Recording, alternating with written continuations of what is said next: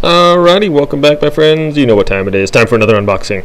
So this is the C615 portable HD webcam. It looks like it is capable of 1080p, 30 frames per second. Not too bad for a webcam. I like Logitech. That's pretty much the only webcams I've had. So hook my son up with the gaming PC here so he can do some YouTubing and stuff. So I am trying to get a nice little setup for him. So initially, open the box. There's a camera peeking at you right there. Let's awfully big box for that. Let's pull it out here, maybe, possibly. Okay, so in here we have, looks like, okay, you can put it on a tripod. Different ways of setting it up there. Instructions or whatnot, you know. Looks like that's about it.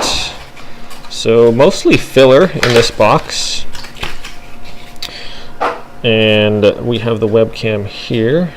Feels fairly heavy, pretty solid. Let's try to get it out of the packaging. Okay, there we are. That's it for that. So let's pull this off. I don't know why they put all this plastic stuff on there to protect it. So it definitely looks nicer once you pull it off. All shiny. Okay, so first thoughts, get off of me. If I can get it off of here.